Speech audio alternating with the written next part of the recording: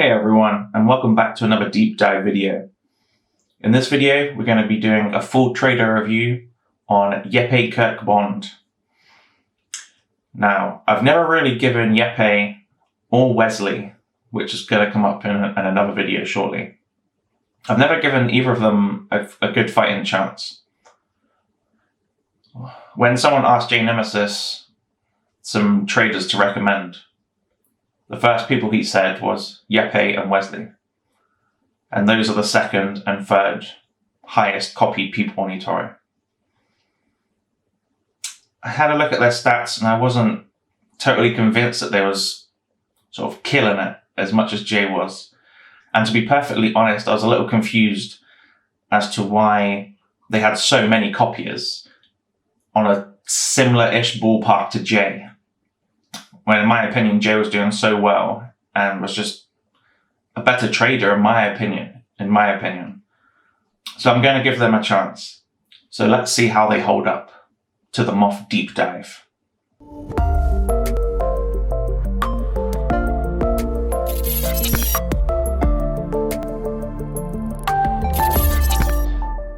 Also, before we start, I just want to say that I've reworked and tweaked the deep dive system a little bit. I've had a few comments saying that it was too harsh, so I've tweaked it a little bit. And as a result, I will be updating all the previous deep dives I've done with this new format. And going forward, the deep dives will look more like this one. You'll see what I mean when I've finished. This will be the new format. Okay, so Jeppe.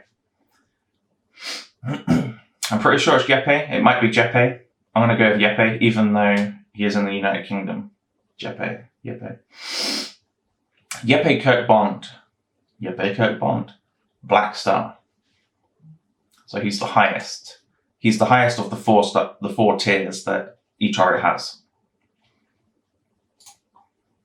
So let's have a quick look here.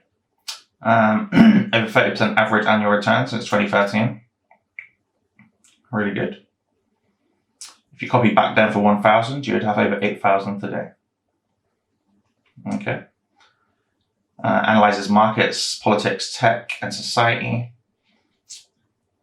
Invested in companies evaluate are worth significantly more than the price. Manage a total portfolio risk through diversification and hedging. Okay. Some nice countermeasures for when the market corrects itself.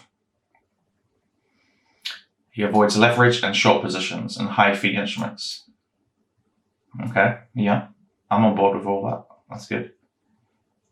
Rely on a strong personal network, a small team, and the best data subscriptions. I feed into his proprietary IT tool. So strategy consulting is his background, advising some of the world's largest banks and tech companies. Okay. I hold an MSc in Finance and Strategic Management and from Copenhagen Business School. Minimum copy is 1,000. Okay, we'll double check that. The largest copy is copy with over 100,000. Consider making it a habit to steadily invest to show off your income.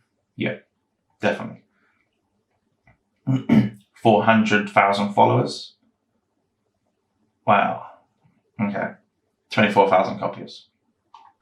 So for my deep dives, we're going to split it into 7 sections and mark them out of 10. For the first one is social/informative. How often they post. How often they communicate with the people. Now in this structure, I'm using this that you'll see here on the screen now. Social/informative. If they do 1 social post per month, they get a 1 out of 10. And it goes up in multiples of 1. So 5 social posts per month is a 5, 10 social months per month is a 10. So let's have a quick look now. We'll go over the pinned post. Ooh, that's not good. So 4 months. And then the last one was 2 months ago. Okay, so let's start from 2 months ago. I'm going to have to knock off a point for that. Straight away. So 2 months ago, 2 months ago, 5 months ago.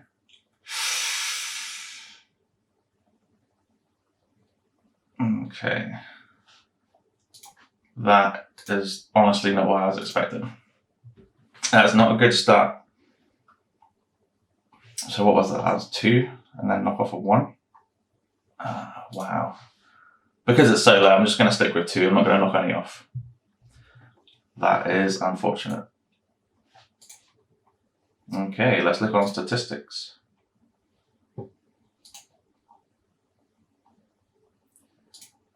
So 2013 is an 8%. And then minus 14, 22, 81, 148, minus 12, 45, 36, and 10 for the year already. Okay, so he's not actually as bad as I thought he was. I mean, to be honest, like as the greedy person as I am, I'm always looking for sort of high gains and low losses. But I mean, the average, I would say, is 30% a year is a good number to aim for. And, you know, I think he is averaging 30% a year. So by any means, he's not good, you know. Okay, let's do the statistics, which is the next section. So I've reworked this a bit here, as you can see on the screen. It used to be in multiples of 10, so if you get a 10 out of 10, it would be 100% annual gain, and so on, going all the way to a 1, which is a 10% gain for the year. So I've reworked it a bit now, and it's going in multiples of 15, starting from a 5 out of 10, which is 25% gain. So let's look back at 2020, which is the last 12-month section that we have. So 36%. Okay, so a 6 out of 10. That's not bad at all. That's not bad at all. Let's have a little look down here some more. Okay, so 24,000 copies. Nice and steady here. And then a nice sharp incline. And then a little slightly less bigger incline. I'm intrigued as to what caused this, because he's been popular for a very long time. He's the second most popular person on eToro, so I wonder what sort of spiked this. Okay, so he's an average of 4, minus 9% daily drawdown, minus 16% weekly, minus 28% yearly. 270 total trades, 67% profitable, 88% stocks, 8% ETFs, 2% crypto, 1% commodities. 5 trades per week, 7 months holding time, active since 2013, 64% profitable weeks. Now the next one is portfolio quantity. You see here he's got 53. And as you can see on the screen, this is just going in multiples of 5. So if he has 50 assets, it will be a 10 out of 10, and so on. So he's got 53 assets. Very good. So portfolio quantity, he gets a 10 out of 10.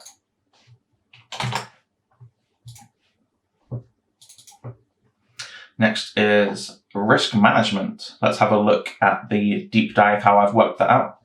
So the biggest asset allocation to get a 10 out of 10 would be 3%. And then it goes down in multiples of 3. The biggest asset allocation being 18% at a 5 out of 10. And then going all the way down to a 1 out of 10, which is a 30% asset allocation. So let's have a look what his biggest one is. So 4.73. That's only very slightly by like 2.2% or 0.02% going towards the 9 rather than a 10. That's very, very almost there. So risk management is going to be a 9 out of 10 for Jeppe. Next, we're going to look at drawdown. So let's go back to the stats page. This is based on an annual drawdown. So his annual drawdown is minus 28%. And as you can see here on my drawdown calculation, get a minus 5% annual drawdown, you get a 10 out of 10. And then going down in multiples of 5, where it will start, the lowest point will be a 5 out of 10 at a minus 30% annual drawdown. And he's just over that again a little bit. Okay, so he would actually be a 5 out of 10 for drawdown. I'm sorry, Jeppe. To be honest, I had a gut feeling that this might happen with you, and it's probably going to be the same with Wesley as well, to be honest. Maybe it's my fault. I mean, all those copiers can't be wrong, right? So maybe my system's flawed. Next, we'll be looking at affordability. Now, usually I base this on a $200 minimum. But as of right now, of recording this video, eToro's $500 minimum is still in place. Yep. Just want to double check. So we're going to do this here on the screen. So affordability, $500 minimum. The minimum copy amount, 500. They'll get a 10 out of 10. And then going in multiples of $100 to a 5 out of 10 if they have $1,000 as the minimum. And then all the way down to a 1 out of 10 if 1,500 is their minimum. So how do we calculate this? Let's find the smallest trade size they have first. So it's at least 0.22. Let's see if we can quickly find any more that's smaller than that.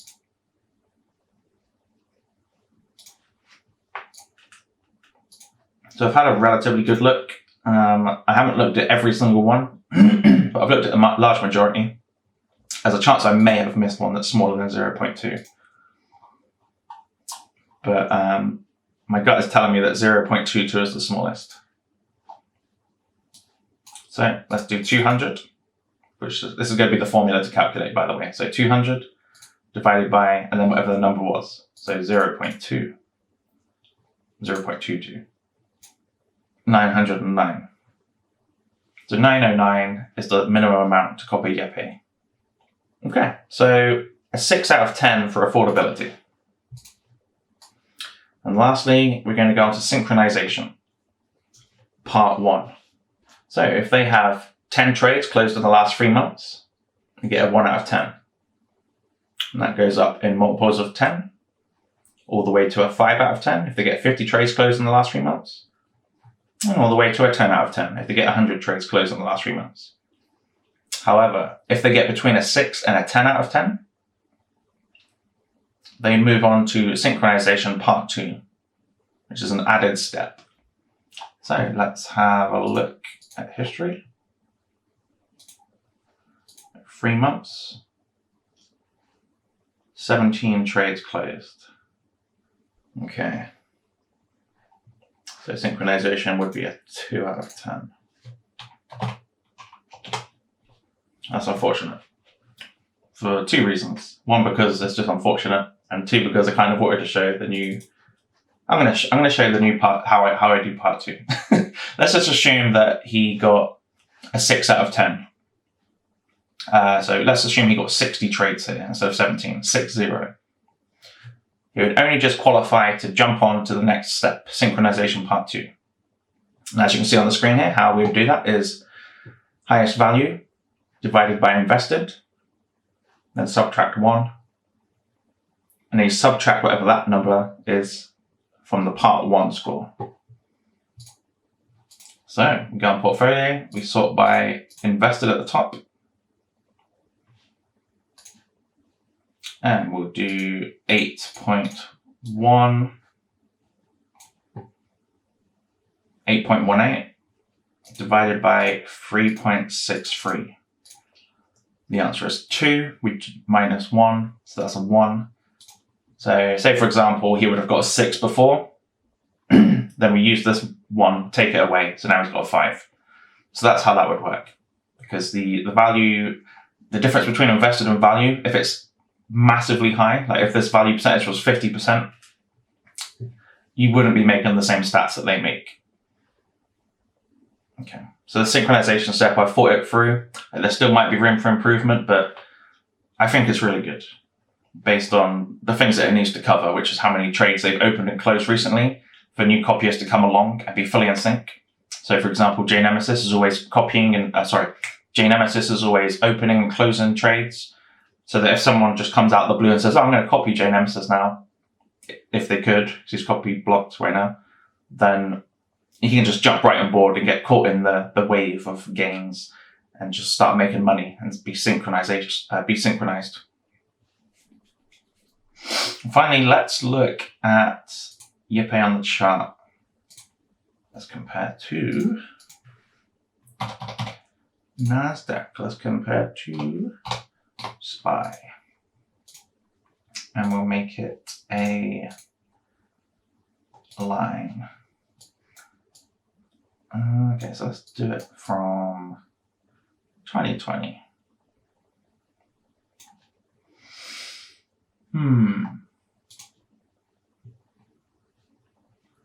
Okay, so Yeppe was actually underperforming the NASDAQ and SPY up until about